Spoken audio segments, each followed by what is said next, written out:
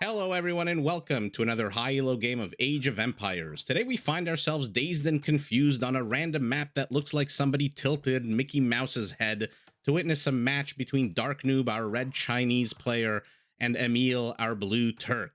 Now, while the players explore their immediate vicinities, gather their herdables, and try to go up to Feudal as fast as possible, let's take a look at the Civ matchup we'll be watching today. Chinese, one of the OGs, possibly OP Civs, with so many good economic bonuses and attributes that it makes their late game military quite impressive. They start the game with 3 extra villagers, their farms have more food, their technologies get cheaper as you progress, all the way up to 20% cheaper in Imperial, and their town centers support 10 villagers instead of the usual 5. Now, all of that gives the Chinese the ability to go crazy on military with a couple of very good defensive upgrades that they have at their availability. First, they can increase their wall strength by 30%, and second, they can increase the attack of scorpions by 4 and their Chukanu by 2. Now, speaking of the Chukanu, which is their unique unit, foot archer, multiple arrows fired. I think the elite version fires 5 arrows, and they are just ram sniping machines. Not that they are weak against other units, but they do destroy rams very well. Now, I would classify the Chinese as a fairly defensive civilization given their various attributes, but the same thing that makes them defensive, like stronger walls and towers, etc., can also make them quite an offensive civilization as well. Now, facing our red Chinese, we have the blue Turk Emil. The Turks are all about that brown, that saltpeter, that dragon's blood, otherwise known as gunpowder. Gunpowder units are produced faster, have extra HP, cheaper technologies, and they get chemistry for free, potentially extra range if our player decides to research that upgrade. Now, an interesting thing about the Turks is even though they are all about that gunpowder, they do have some interesting cavalry bonuses as well. Their light cav and hussar upgrades are free, and those units do come with extra armor. If we get to see cavalry archers out of our blue Turk, those cavalry archers can also be upgraded, or rather they have, I believe, 20 extra HP. So they're quite a lot tankier than the average cavalry archer. So if we get to see them, I'll point that out as well. Now, their unique unit, speaking of gunpowder, speaking of saltpeter, is the Janissary. Think of it as a more expensive, less accurate hand cannoneer, more range, more HP, better attack and armor, but does not have that amazing bonus against infantry. So those are the 2 civs that we're going to be watching today. Will be interesting to see how they are handled by these 2 fantastic players. Take a look at the Elos at the top of your screen.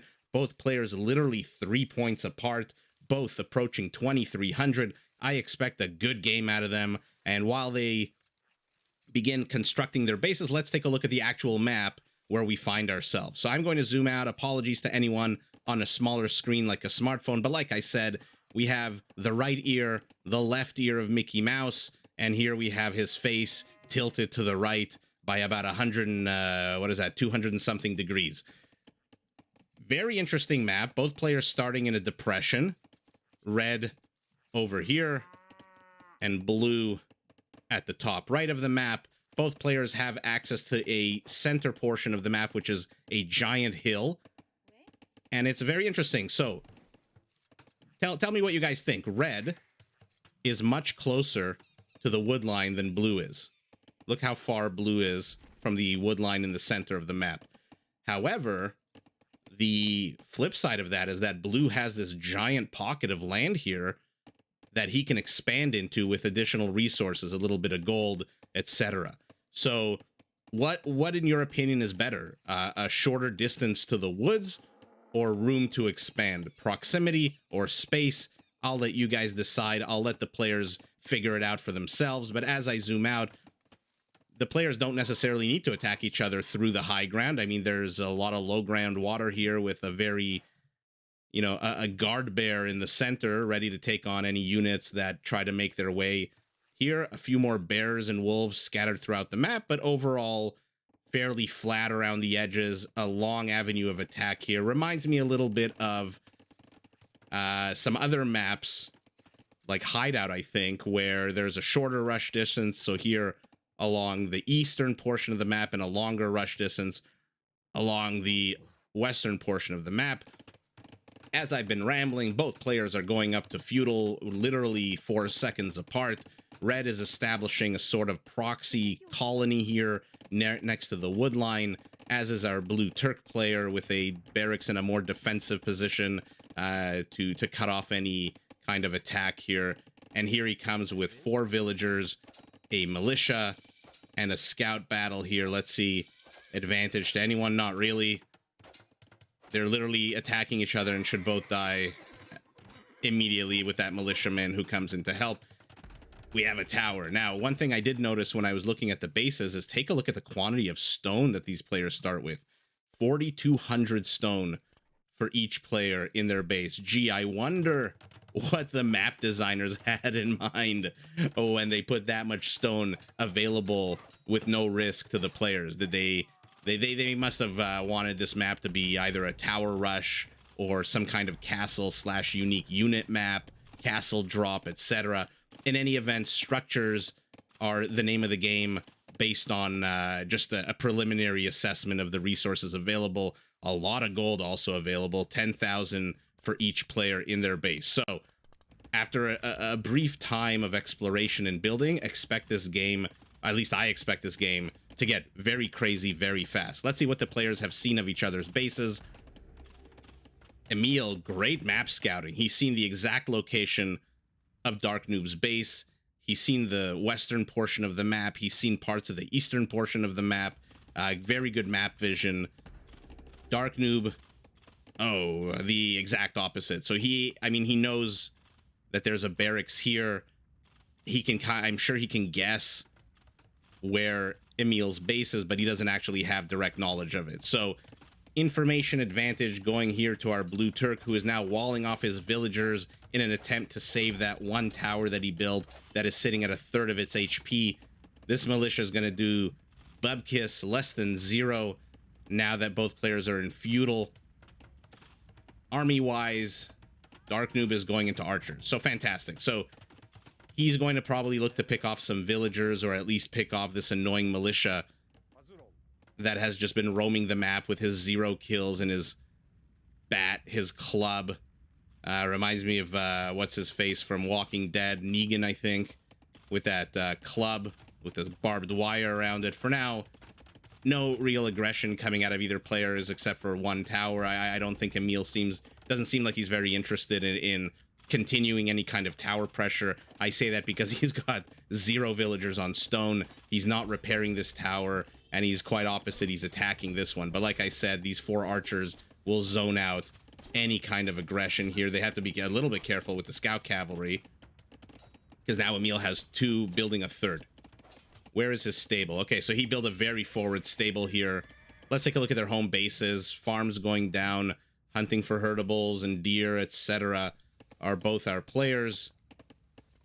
Going for the immediate wood, always a good idea. Farms. Okay, so Darknoob building himself a nice little colony here. A nice little expansion. He's closed himself off. Emil has no ranged units. So for now, I mean, I think I saw him sneak out of here. Okay, so he demolished part of the palisade. Would do well to rebuild that. Otherwise, the whole point of this is, you know, completely invalidated. But overall, great little chunk of map here that he's carved for himself. Got a decent wood line with 17 on wood compared to Emil's 4, which are now 5. Where are they going? They've got hammers in their hand, so they're about to build something. And they are about to build a watchtower up here. Okay. So he's deciding to be not full frontal aggression, but more of an annoyance. This tower, there was no real rush to build this. I don't think he should have sent 6 villagers. It doesn't even reach Darknoob's villagers yet. I mean, this is gonna... There's a number of trees still in the way here. 1, 2 or 3 tree lines still from being attacked, but Darknoob will find out in a very annoying way that tower is there probably in the next 5, 6, 7 minutes. He is being annoying himself with a 3 scout cavalry. He has a lot of gold. I mean, Turks do mine their gold 20% faster.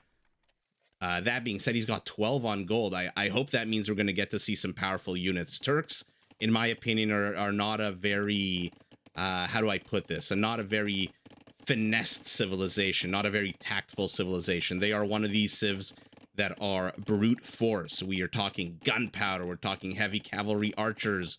We're talking janissaries, bombard cannons. They pack a punch. And in my opinion, it's a civ that's really designed to take you head on and just break through your defenses and just bust through your all attempts to stop them. But for now, not seeing any of that. He is going up to 600 gold as our Turkish player. Food, he's sitting on 100. So I'm not too sure what the strategy here for Emil is at the moment. I suspect if he goes to castle, we're going to see an explosion of military out of him very quickly. Darknoob, on the other hand, a much more balanced economy. He's getting 200 wood, 100 gold. He's got enough stone for one more tower in case he decides to defend against this tower with his own. Walling off this base. I wonder if that's because of this. He expects more scout cavalry, or if he just doesn't want to be harassed himself when he starts putting on the pressure. Because my God, at a certain moment in the game, I mean, like I said, the Chinese, in my opinion, are more of a defensive civilization. But at some point in the game, my God, can they explode out onto the map? And their units are super powerful as well. So I'm very excited to see where this goes. We're 20 minutes in. Let's take a look at the villager count. Basically identical at 40. And now we know what the gold was for. He balanced his economy. Going up to castle is our blue Turk. Amazing use of that 20% faster gold mining Turk bonus in order to gather the gold and balance the economy and then go up to castle. Darknoob, nowhere near. Actually, no, I apologize. I looked at the wrong number. He is actually very near. He is 7 food away. I expect him to click up to castle in the next, literally as I finish that sentence. However, our blue Turk is a full minute ahead. So the question is, what is Emil building? And how will he use his 1 minute advantage once he hits castle? Now, he may not be able to use that minute to any kind of advantage because there's a decent mini army here of 10 archers, 2 spearmen that are tickling away at the structures. They're not going to let this gold mine, I hope, for his sake. Scout cavalry, for some reason, returning home to the wood line. Okay, breaks off a chunk, breaks off 4 units to wrap around to the southeast portion of the map. But here we go. Skirmishers out of our Turk. And my God, is the Turkish archery line weak. But for now, in Feudal, which both players are still in Feudal, and as I say that, Emil goes up the castle, it's good enough. It's going to shoo this away. He's getting further archer upgrades, gets rid of that spearman. He's got to be careful with this little army, though, and I say careful for this scout, who is 2 or 3 hits away from being dead himself. This tower is still here, being annoying, but not really doing any kind of real damage. Oh, nice. I like that Darknoob is expanding this, what do you want to call this? A colony, a proxy base? Not really a base. He doesn't have a town center here. Stables going down for him. So let's take a look at our production facilities and try to guess where our players are going, and then laugh at me when I'm hilariously wrong. Stables for camels, archery ranges for archers, barracks. Okay, not a big amount of production. We have a stable, a barracks, another archery range, 2 archery ranges for our blue Turk. And here we go, cavalry archers. Amazing. So good move here by Emil, I think.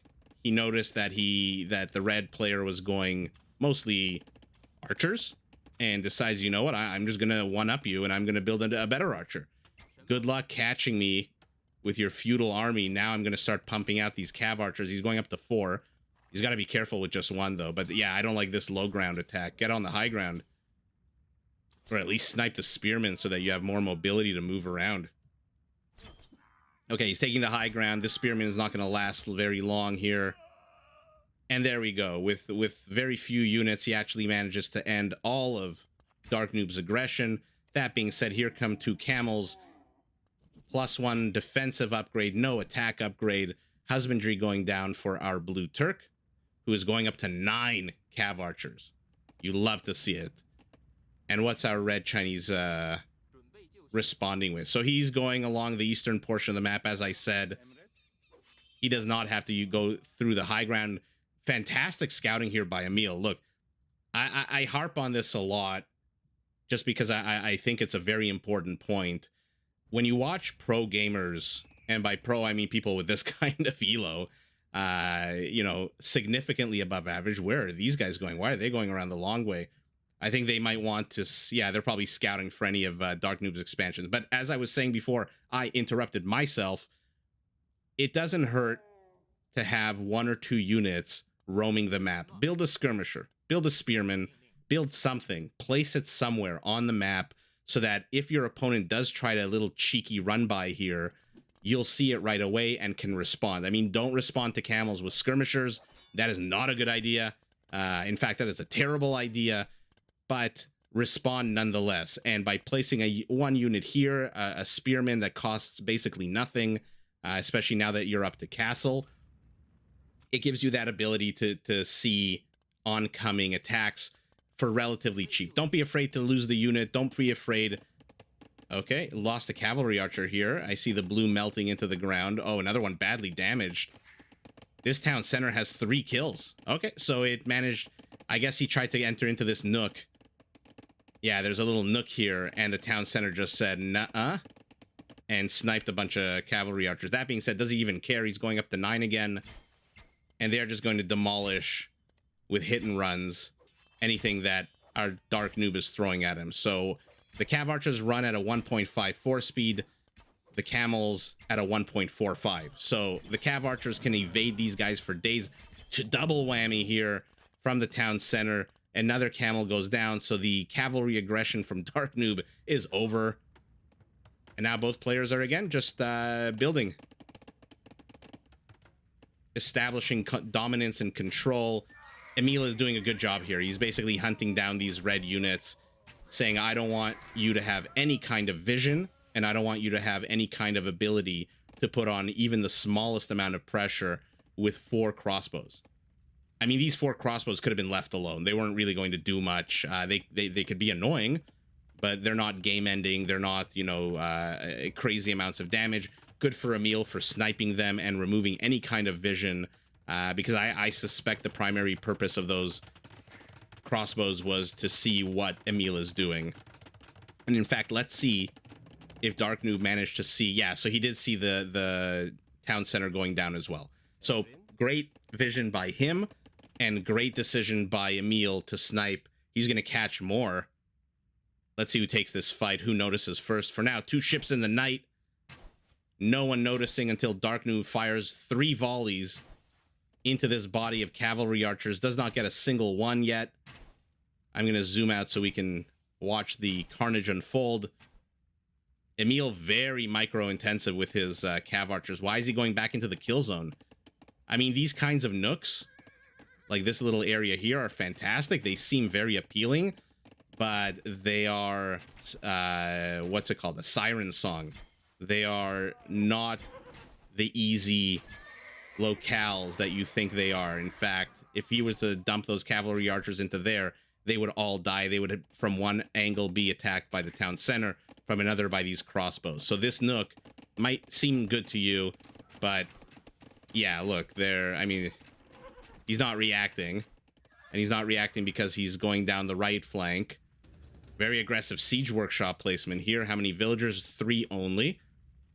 Red is going to see it the second it goes down. Let's look at his vision. Yeah, he sees it immediately. Sees the villagers. Sees that it's not a huge commit of villagers, just by virtue of the line of sight. So he knows he has time to come up with a response to this.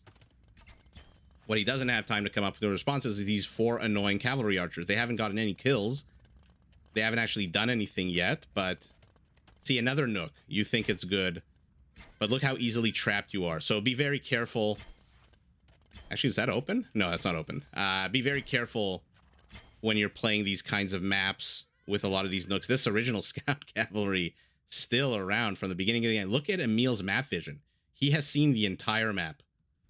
What has our red player seen?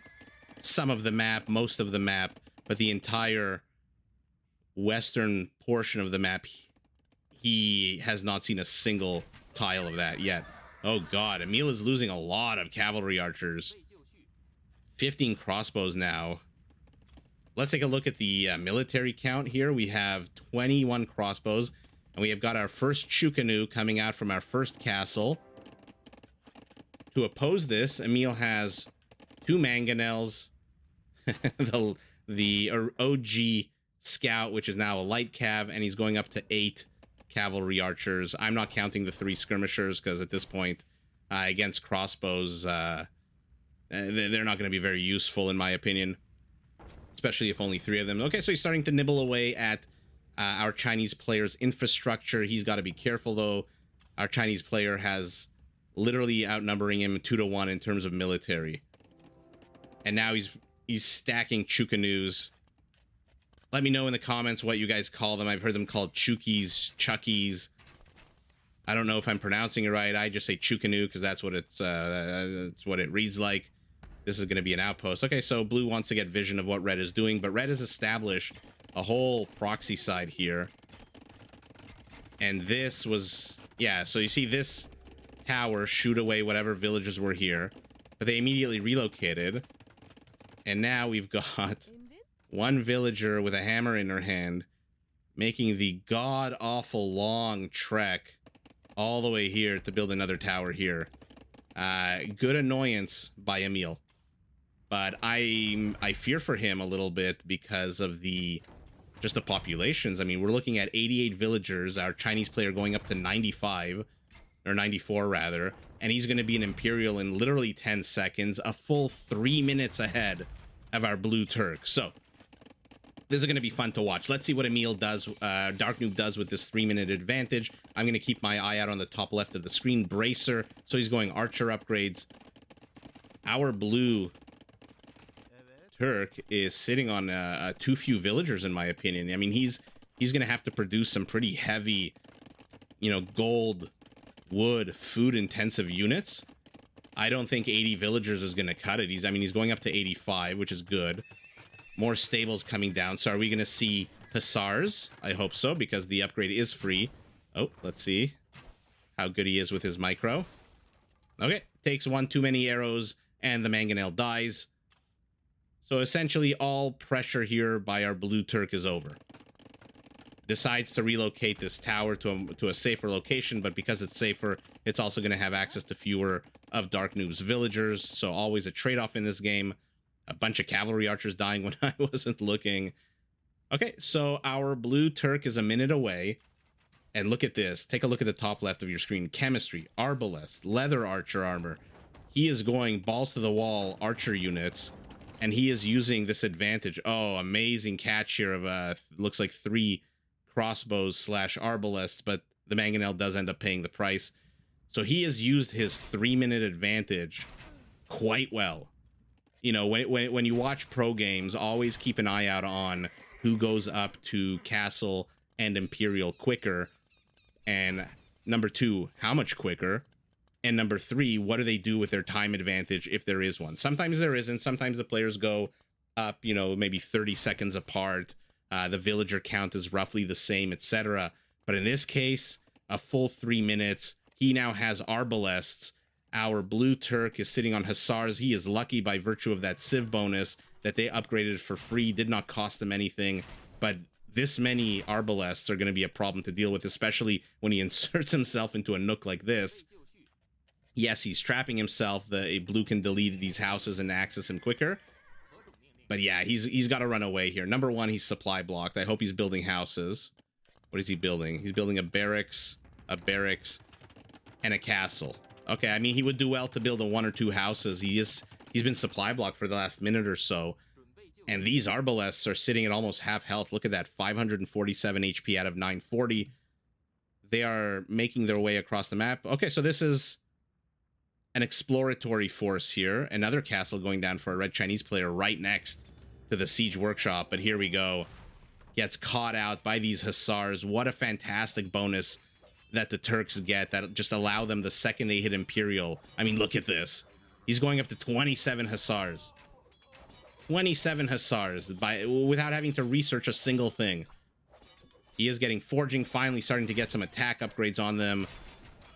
Oh, look at that pierce armor. 7 pierce armor in these hussars. 3 melee armor. They are tanky. Splits them off. I don't know that I would have necessarily split them off here. Okay, our blue player was trying to build a few sneaky stables, but Darknoob susses it out with this, as I said, this exploratory force. Doesn't see the one in the back because it hasn't started yet. That being said, there are no villagers here to complete it anyway. Hussars trying to bust their way in, but finally walls going down for our Chinese player, and more hussars are coming in. Mangonels, 2 mangonel, sorry, a mangonel and a scorpion. It was a little hard to see until finally, okay, they spread out.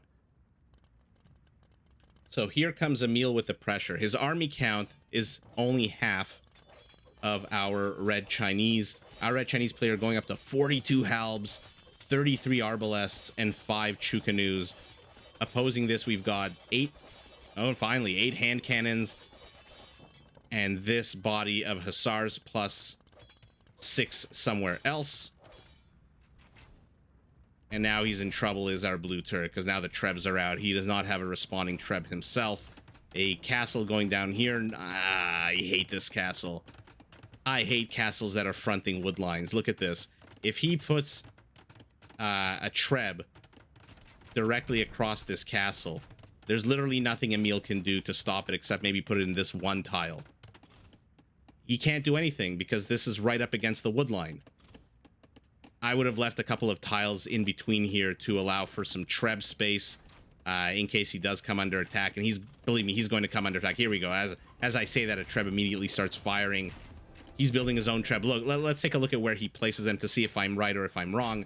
Massive battle here in the center of the map.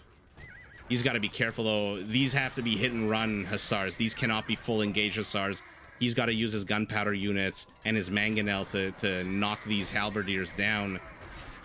I mean, it's cute that he's got this scorpion, but yeah, that was not a great use of the hussars by our blue Turk. And like, okay, so as I said, this is the only spot he could put his Treb. He can't put his Treb anywhere closer to red, just by virtue of the fact that he built the castle right next to the wood line. I don't like that kind of placement. Okay, more hussars dying, charging to their deaths. He's throwing away hussars to the point where his military population is now a quarter of what Darknoob's is. Although Darknoob looks like he is about to lose this town center. Not a big deal. He's got another one literally 5 tiles away. Okay, clearing up some houses. Not the best use of his units. I would maybe use this, you know, press your advantage. And here we go. The exploratory force turns around, recruits a few halberdiers, and is now going to be super annoying. This castle is going to go down. I mean, he doesn't even have anyone repairing it. Yeah, be careful putting castles right next to woodline is my opinion. I don't know. Better players than me do it, so there might be something to it. I just don't like the idea of not having space to maneuver my Trebs if my castle comes under attack. But you might be different. You might be more aggressive. You might care less. A single bombard cannon, 2 more being built.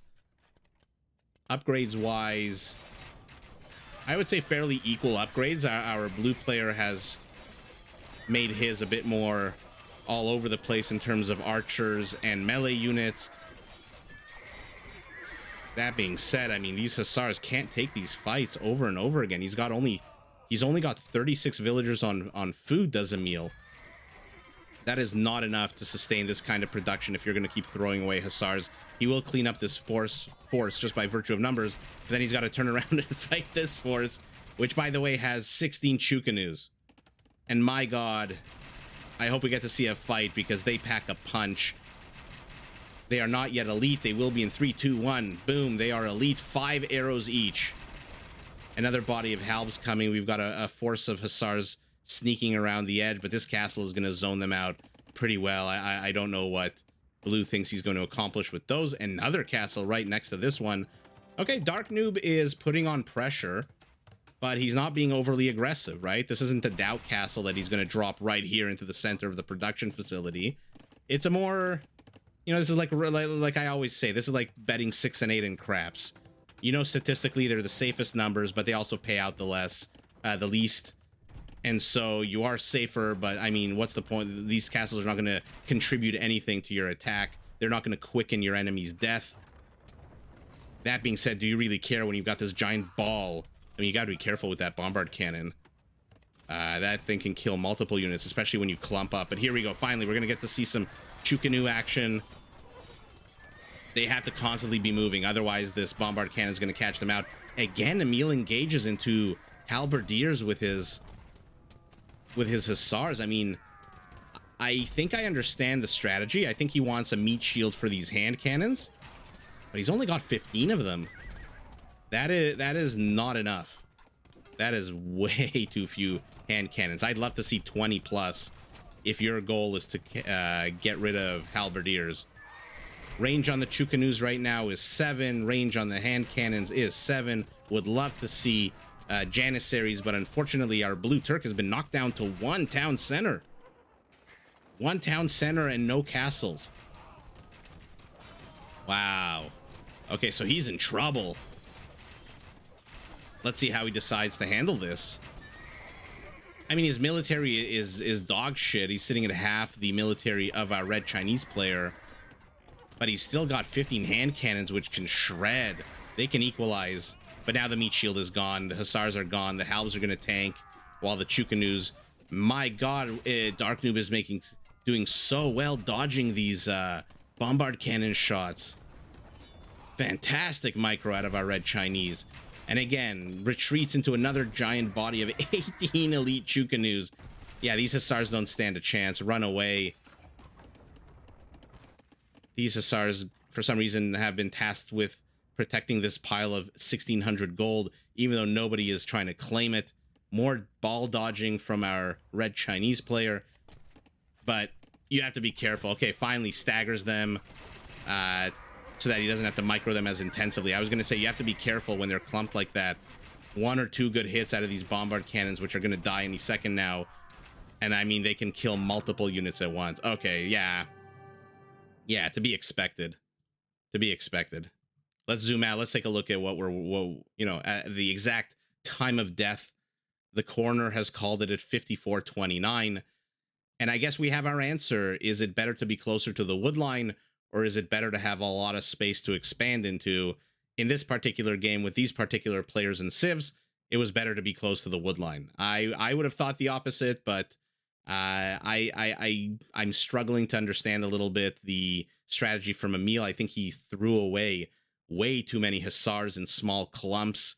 I don't understand what these are for. He could have finished his stables. He tried to do some kind of run by on the left side. But I mean, look at his base. He's got 1 town center. That is unfortunate for him. Let's zoom out. Apologies always to anyone on a smaller screen. I just want to see what we're working with. 8 stables, 2 archery ranges. Okay.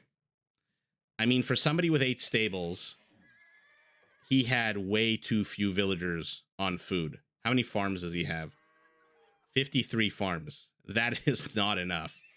That is very much not enough to sustain a huge... Because think about it. Number one, Emil has to overcome the existing army that Darknoob has. And this is not a small army. We're talking about 36 halbs and 30 Chukanus. So you have to build up enough of a force to overwhelm that and then continue producing to overwhelm future waves. Because let's take a look at our production from our red Chinese player. 8 barracks, 4 archery ranges, and 4 castles. So archers and halbs for days. He has 50 on food, 48 on wood. Fantastic allocation of villagers here. Emil would have done better to put more villagers on food and then just build maybe 3 or 4 more. I would have loved to seen 11, 12, 13 stables and then just mass hussars and overwhelm this force. Because right now, what does he have here? He has 21 Chukanus and 16 halbs in this immediate area. Reinforcements are streaming across the map. So maybe you want to send some units here. Maybe some cav archers here to snipe the reinforcements, because my god, will cavalry archers snipe these for days. You still have 500 gold. You got 2 bombard cannons at this point, fairly useless. Where are they?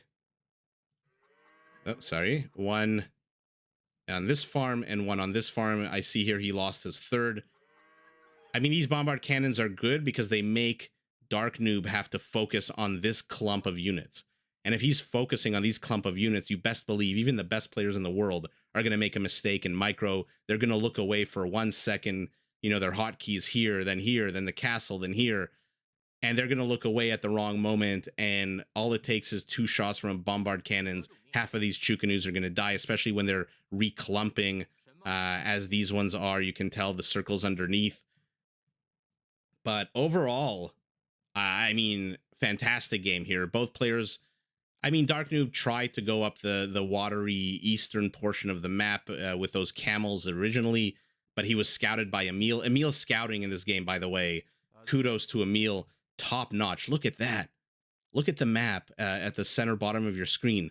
With the exception of this little triangle, and a little bit here in the top, he's seen the entire map, maybe a little bit here. He has seen the entire map. On the other hand, our Chinese player said, I don't care. If you take a look at the bottom center, has not scouted anywhere along this portion. Emil, unfortunately, I mean, you and I know that because we're casting the game. We can see we have the God's eye view of the game. Had Darknoob known, or rather, had Emil known that Darknoob had zero vision on the western side of the map, I can almost guarantee you he would have pushed with 20 Hussars into the side of the base here and caused a headache. I mean, 2 castles are good, but take a look at the pierce armor of these Hussars. Take a look at this. 7 pierce armor. 7 pierce armor. So the castles would have tickled them to death eventually, but they would have gotten a shit ton of work done. Disrupted Red's western base, disrupted this economy. This is a lot of exposed villagers with 1 monk and 1 Chukanu to defend them. The monk, I don't know where he's going to collect the relics. The Chukanu is probably going to reinforce over here, but overall, like I said in the beginning of the game, the Chinese have a lot of economic bonuses, and if they're microed properly militarily and macroed properly economically with villager allocation like Darknoob has, they can just explode onto the scene in late game Age of Empires. And there's a lot of things Emil could do to counter this. Of course, in Age of Empires, there's no one perfect army. Every army has a counter. But unfortunately for Emil, this perfect allocation by Darknoob was met with a very much imperfect allocation of villagers. He needed way more Number one, he needed more villagers. Okay? He's sitting at 20 fewer villagers. 96 to 116. Even though 20 of Darknoob's are currently lazy and not actually pulling their weight. Military wise, yeah, he's got nothing. So a wise move by Emil to GG. I think he's got enough food for 10 more Hussars. 10 more Hussars are not going to kill even a third of this army. They're just going to die straight away. Half of them are going to die en route to the Chukanus, and then the other half are going to get little love taps by these Hals, which get a massive bonus against cavalry.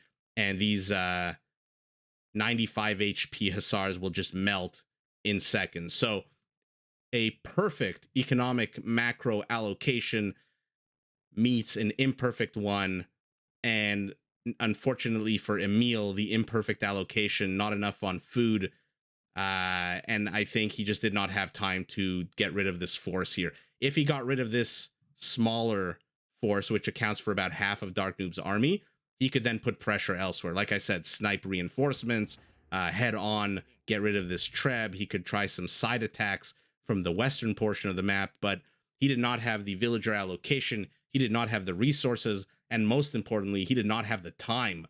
Darknoob knocked him down to his original town center. This castle placement was atrocious, in my opinion. Not to second guess what Emil's strategy was, but I hate castles that border woodlines, especially if the woodline is in the front of the castle. And by front, I mean the part of the castle that's facing the enemy. Because, again, it does not give you any room to maneuver, any room to defend it. But he ran out of resources. He ran out of time. and Darknoob just overwhelms them with that late game Chinese economic macro that allows you to just build whatever the hell you want to perfectly counter your enemy. So fantastic game here. GG to both players. Did you enjoy this video? Check out these other clips and make sure to subscribe and enable notifications so that you're notified of my latest uploads.